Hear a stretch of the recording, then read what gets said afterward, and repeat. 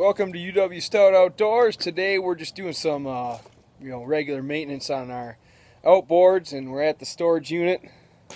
It's basically our mini man cave.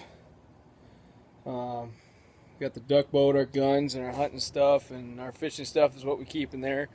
But it's pretty sweet. As you can see, Kai's wrenching on the Nissan. Sucked up a little mud last time we were out on the swamp. Yeah, so we're cleaning that out. She has some prostate cancer, so we're going to try and clean out the water pipes. And I am going to change my gear lube because it's getting cold out, and I know for a fact that my lower unit leaks a little bit of water. And if I don't change the gear lubricant and there's some water in there and it freezes, we've got problems. Alright, so we got this all cleaned out, and then we blew some water through the cooling lines, and there's a little bit of sand in that, so that's never good. So we got all that all cleaned out. Now we just have to slap this back together and throw the lower unit back onto the motor. And then we should be out on the water shortly.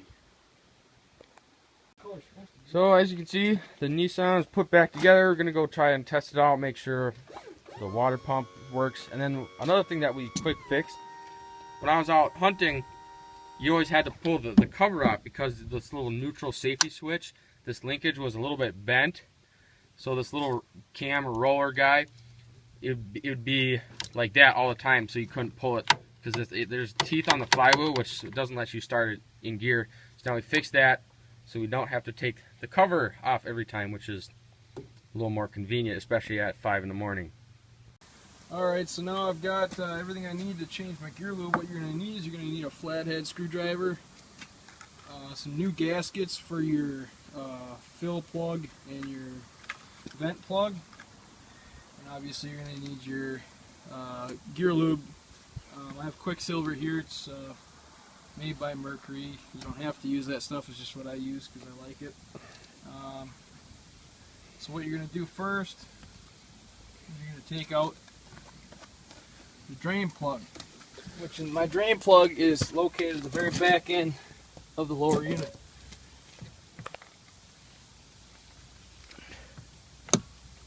You're going to pop that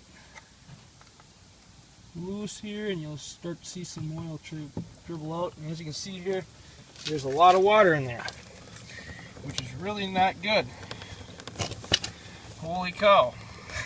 Wow, that is really bad, man. And if you look on here, you can see some metal shavings. So what happened here is that the water separated from my oil. There's a lot of water in there, but you can see here there's some oil, there's some shavings on there, but this is really bad. Just goes to show you, normal people, right? If you see this happen, take it to a mechanic and get your seals replaced, because I have a very bad seal. Because this is not good. You don't want it to look like that. If it looks like that, you've got some issues. It almost looks like I have no oil in there. But oh, there comes the oil. Yeah, drain the water in there. But since this is a synthetic oil, and oil separates from water, that's what you're seeing there, because this sat for a little bit. You can actually see how much water that truly picked up. And now I'm going to open up the vent so it can drain faster. Now just the oil's coming out. Which there really doesn't seem to be much oil coming out now. That was a lot of water. Very bad. That's very, very bad. Hence why I'm changing it. And the gasket is a lot of times still in. You want to make sure you get the old gasket out. But as you can see, the liquid is like a lighter green color. It's supposed to be dark green, and obviously you're not supposed to have water in your lower unit. You've got major issues like I do.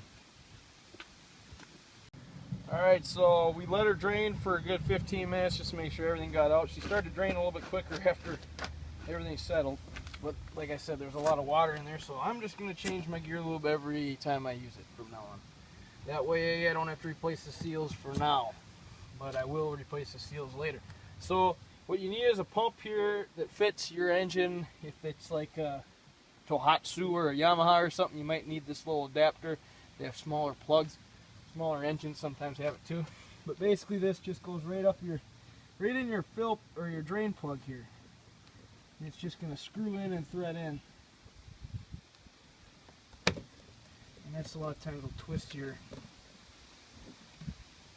cable, your pumping cable here, which is kind of a pain in the butt. But so make sure that's on there snug. Twist this one. And all you're going to do is you're going to pump in the gear loop now until it comes out the top. And make sure that every time you do this, you replace your gaskets on both the plugs, just so that you make sure you have good seals there.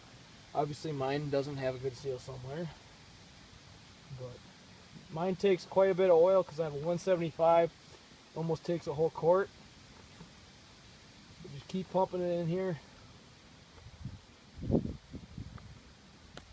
Like Jake said, that's the color of the oil that's brand new, and that's the color that came out. Yeah, that's not generally good. One thing you want to do too when you pump this, you want to make sure you're at vertical, perfectly vertical, so that it fills nice and even. You don't want it to be uneven. If you pump it uneven, you're going to have air gaps in there. You want it to be perfectly sealed.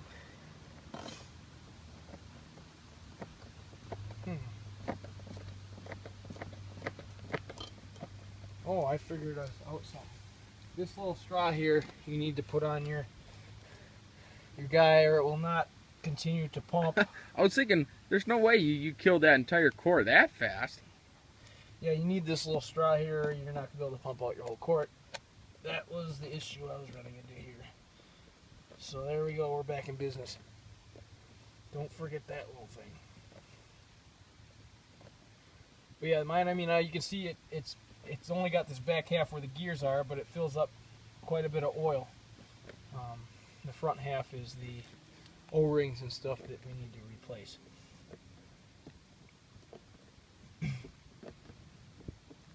You don't want to pump it too fast because you want to make sure that it's not air bubbles coming in. You want to make sure it's just straight oil. Just going to pump it nice and even pace until she starts to chooch out the top, the vent hole.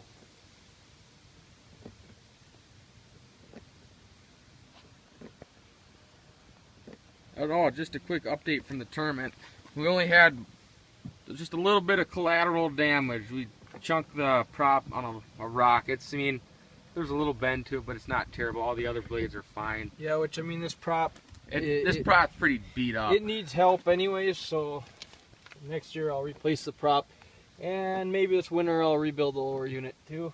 See how it's starting to chooch out the top here now. I'm just going to flush it a little bit just to make sure there's no old oil in there. No air bubbles. Now what you want to do is you want to pinch it down here just for a second.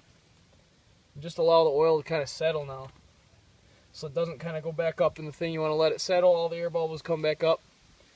And then you want to put the vent cap in. You want to release the pinch, and you might be able to, a lot of times you're able to pump you're able to pump a little bit more in there, but make sure you got the top right here, your flathead screwdriver. And you got a new seal on there. This is actually a rubber seal. It's a little bit nicer. Then you just want to screw that in nice and tight. You want to screw it in like a half pass when it touches the motor. So the seal's nice and tight on there. And now the bottom one, this is the tricky part. You want to do this kind of quick. You want to make sure that you get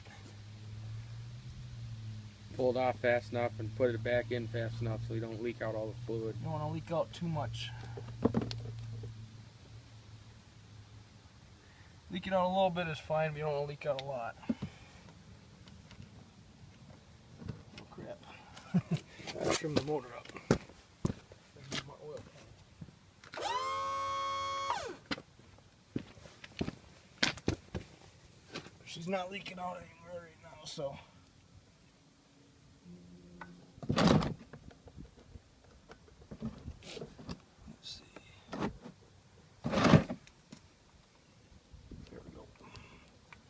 That's nice and tight, snug in there. And wipe off your skag and everything with a rag and you'll be good to go. Alright, so one thing that's good to do every once in a while with your outboard is take your spark plugs out. Look at them, make sure that none of them are being close to being fouled. Also clean them off and then stick them back in. Also put dielectric grease on the boots and the tips of the spark plugs and everything. So we're gonna show you that right here real quick. So take the cowl cover off. Newer engines are a little bit different, but mine's really easy to get at. So you can see this spark plug's pretty dirty actually down there. That one I actually put a helicoil insert in because the previous owner had stripped out the spark plug in the head. So we're gonna start off with that one here. That one actually was not tight in there at all. Alright, so as you can see, this one's pretty dark. Here, let me see it. So that one obviously can probably be cleaned off or replaced. I'm actually going to replace it. But it's just did clean out everything in there. Like I said, this one right here I'm going to replace because this one's probably pretty close to being toasted. Let's see, my wrench fell over here. Alright, so this is the new spark plug that I just got out of my toolbox. It's always good to keep a bunch of extra plugs on hand. And then just stick the dielectric grease, just a dab right in there, just to help protect your connection and everything. Obviously screw your spark plug in by hand. This is an aluminum block, so screw your spark plug in by hand until it gets nice and tight. Then take your wrench here and don't over tighten. You don't have to kill it, especially with aluminum. So I just get it nice and snug, just like so. Then just take your boot right there and stick it right back on. You're good to go.